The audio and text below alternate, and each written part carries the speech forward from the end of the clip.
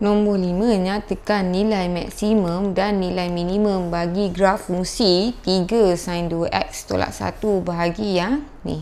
Okay. Jadi kita tahu, yang penting ingat bentuk arm lah. Jadi bentuk arm kita macam ni untuk graf sin. Jadi graf sin dibentuk arm. Ni bentuk arm. Bila bentuk arm sini sampai 360, ini 180 lah. Y sama dengan sin X. Jadi kita tahu yang bentuk arm sini sini 1. Minimum dengan maksimum negatif 1. Sebab amplitude dia 1. 3 ni melambangkan amplitude. Jadi 3 ni melambangkan amplitude. Maksudnya sini ialah 3, sini ialah negatif 3. Y sama dengan 3 sin 2x tolak 1. Ni amplitude. Depan X ialah tempoh. Jadi nak kira tempoh ni, kita tahu yang asal 360, betul? Jadi tempoh sama dengan 360 bahagi dengan depan X, sama dengan 180. Jadi untuk graf ni, tempoh dia 180 darjah. Maksudnya dia akan dapat bentuk sama macam ni tapi dekat 180 darjah. Tapi graf ni nak sampai 360. Kita tahu kalau satu ni 180, jadi 2 kali untuk dapat 360. Jadi 3 negatif 3. Ni baru graf Y sama dengan 3 sin 2x. 3 negatif 3 yang ni. Bila negatif 1 ni, kita tahu semua titik akan jadi tolak 1.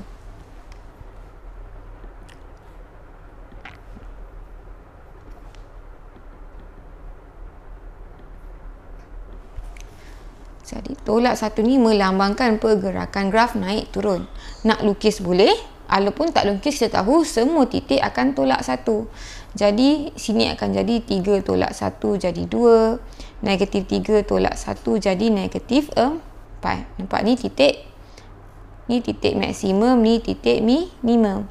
Jadi kalau kita tak lukis pun kita boleh tahu titik maksimum dengan titik minimum. Jadi titik maksimum ialah 2, titik minimum sama dengan negatif 4. Kalau kita nak lukis pun boleh. Kita tahu graf ni akan turun, betul? Jadi sini akan jadi 3 akan jadi 2.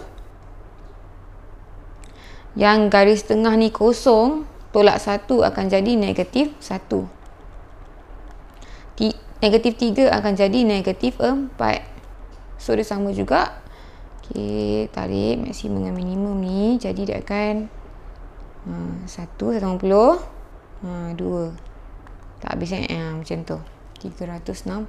Cuma dia gerak atas bawah je. Jadi dah settle yang ni. Nombor 6.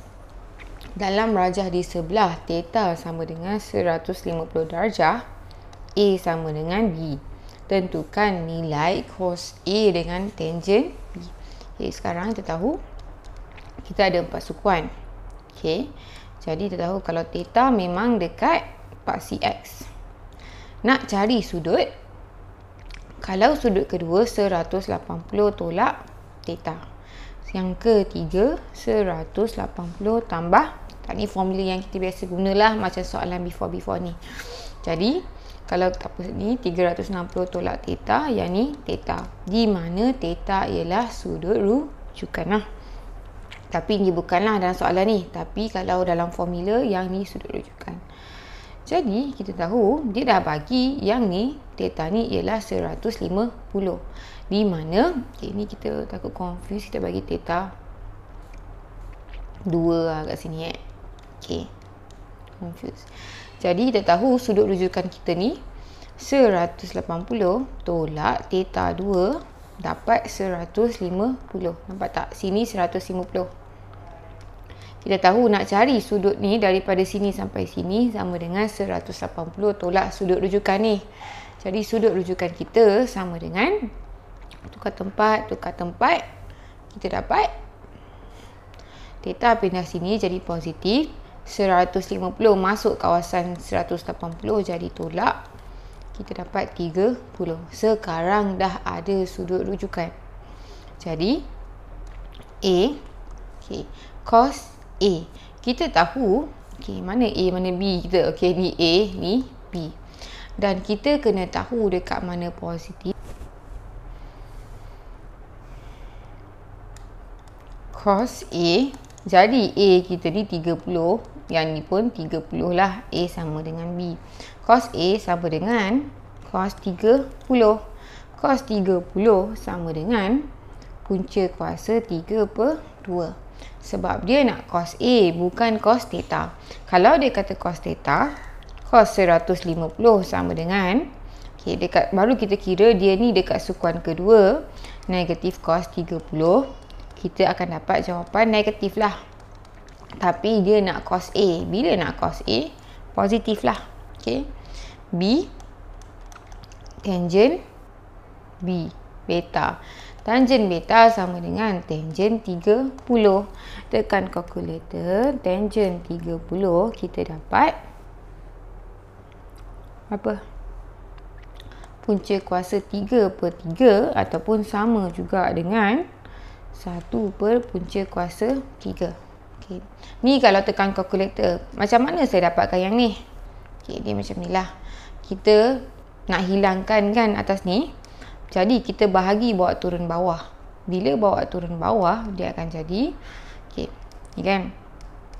Jadi punca kuasa 3/3 kita bahagi yang ni. Yang ni pun bahagi yang ni.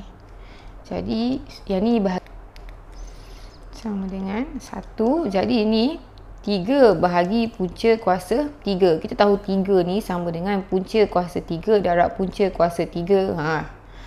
Jadi dapatlah 1 per punca kuasa 3. Tapi actually ni sama je lah dengan ni. Kalau tekan kalkulator pun akan dapat nilai yang sama. Dalam point pun boleh. Jadi dalam point 0.5774.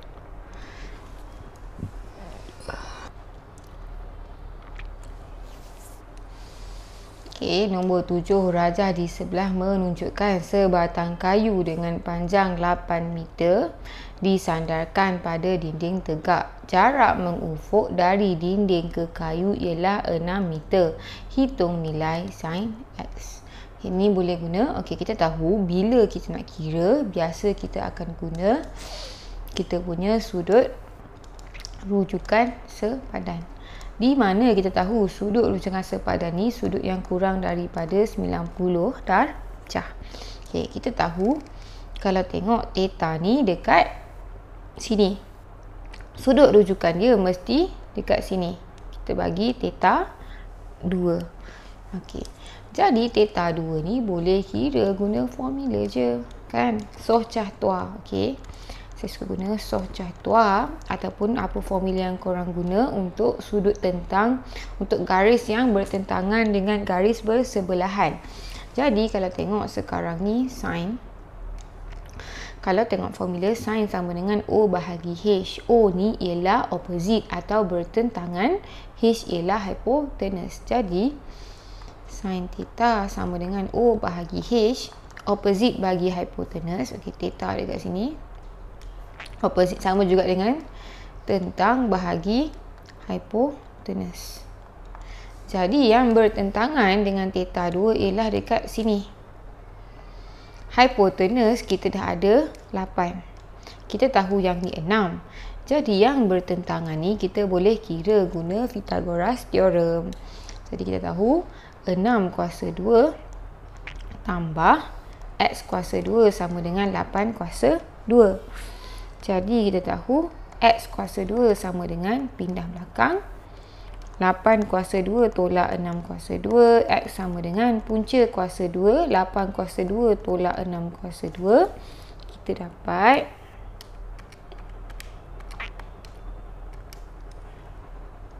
5.2915.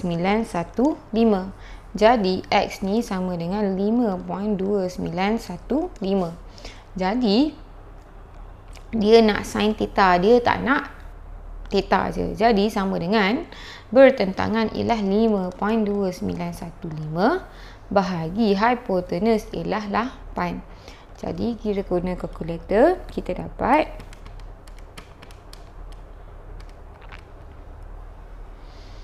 0.6614.